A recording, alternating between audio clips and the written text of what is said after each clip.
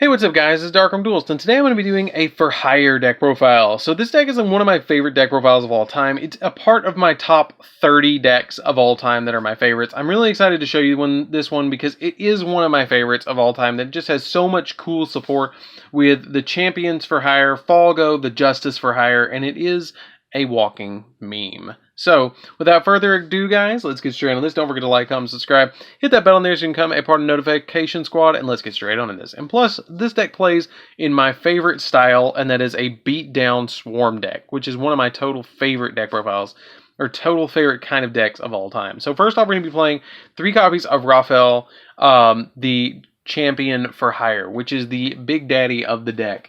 If this card is special summoned, you can activate the top cards of your deck equal to the number of monsters for hire you control with different names, except himself. And if you do, add one of them from your deck to your hand. Shuffle the rest back in the deck, and then when your opponent activates a quick effect, you can discard a for hire monster and negate, or for hire card and negate the activation. And if you do, you just negate it.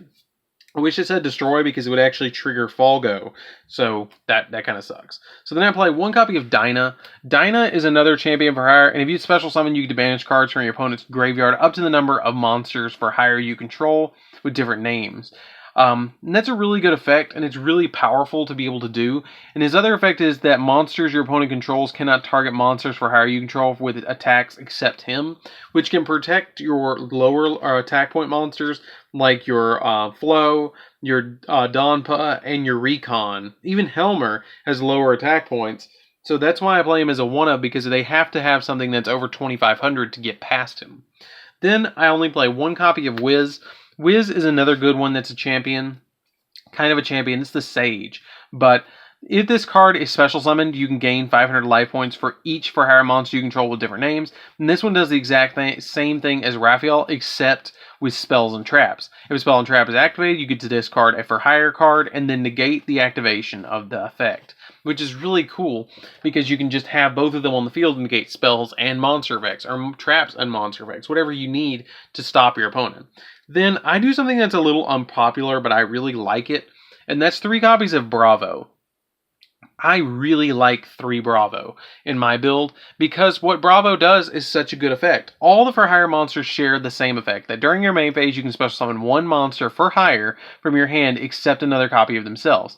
And if a monster is special summoned to your side of the field while you control this monster except during the damage step, you can activate a particular effect. So this one's particular effect is you can have all monsters for hire currently on the field gain 500 attack, which is really cool because he can instantly just give them all 500 extra attack points. That can be up to 2,500 extra damage on the board.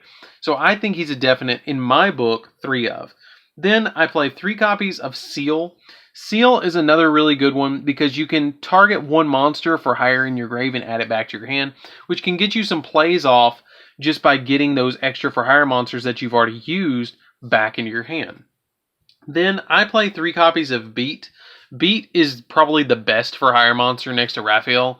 When this card, you can add 1 for hire monster from your deck to your hand, except another copy of itself, if a for hire monster you control is special summoned, which is pretty cool. If a for hire monster is special summoned to your field while you control this card, yeah. So they all just trigger from special summoning additional ones, and they give you that ability to special summon additional for hires.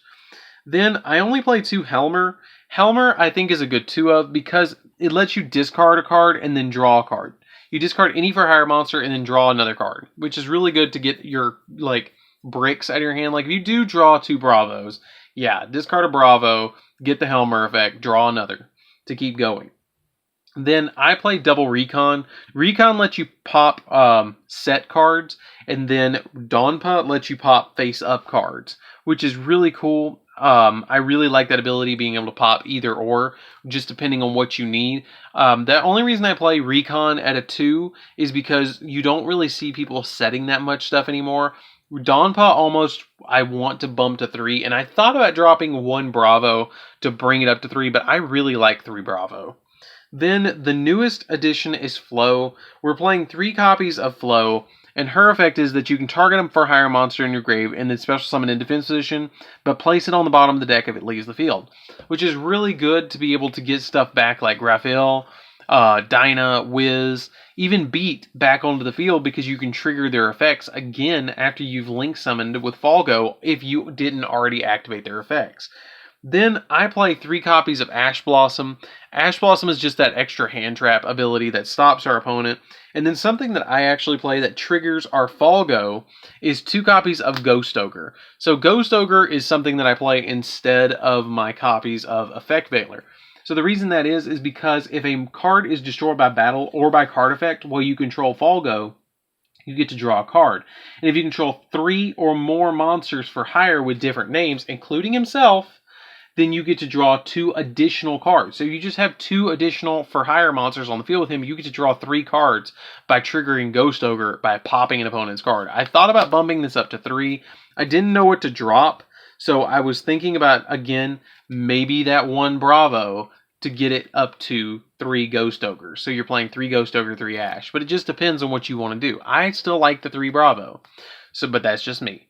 So anyways, guys, that's it for the main deck monsters. Let's get into the spells. So we don't play any traps in this deck. I don't play training for hire for all your hire needs. I don't feel like it's needed. I don't need the training. I've already got the skill. Then we play 3 copies of Call by the Grave. Call by the Grave just stops our opponent's hand traps. That's the only reason we play it. 1 copy of Monster Reborn because you can bring back stuff like Raphael and Falgo and stuff like that if they do get destroyed. 1 copy of Rhoda to add Beat to our hand. 2 copies of Instant Fusion because we make Millennium Eyes Restrict and want to bait our opponent. Plus, the effect of Falgo is that he just takes 3 monsters with different types. And you have a Spellcaster as a type, which is not that big of a deal because you only have, I believe, Wiz that counts as a Spellcaster in the whole deck. I don't think that... Yeah, he's not a Spellcaster. He's Beast Warrior. Okay, so Seal's a Beast Warrior. I thought he might have been Spellcaster, but he's not. So then we play 2 copies of Mind Control. Mind Control lets us take an opponent's monster and use it as materials for our Falgo, which is why I play it. And then for the last 3 spells, I play 3 copies of Mayhem for Hire, which is essentially extra copies of Monster Reborn. You can target a for hire monster in your grave and then special summon it in defense position. That's all it does. It's short, sweet, to the point, and does exactly what we need for our hire needs. I know, I made that joke. I couldn't help it. So that's it for the main deck, guys. I really, really recommend that you guys try this deck. It's probably even going to be getting a reprint in the Megatins this year, which you guys might have already seen by the time I drop this video.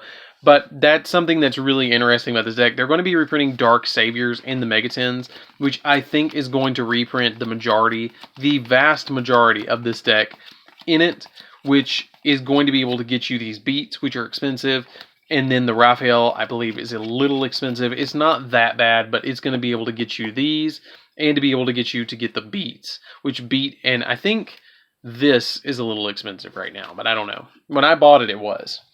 So that's it for the main deck, guys. Let's get into the extra deck. So for the extra deck, I'm going to be playing 3 copies of Falgo. I do play the 3 copies of Falgo just in case something happens and they get hit out of my extra deck by something like Zaborg or something like that. If I'm playing against Necros or if I'm playing against something like, I don't know, Infernoids do something crazy. I don't know. I've seen people rip cards out of people's extra deck in Infernoids, but with Sajet. But the reason I play this at 3 is because of that reason. And if this card is link summoned, you get to special summon 1 for hire monster with a different name or different type from the 3 monsters used as link material. So for instance, if I use anything but Raphael, I'm going to never really use Raphael as a link material. So I'm always going to summon this in defense position to block opponents' monster effects. I'm never going to really use him as a material. So he's usually my target in defense position. And if a card your opponent controls is destroyed by battle or by card effect, you can draw a card. And then if you control 3 or more monsters for hire with different names, you get to draw 2 additional cards.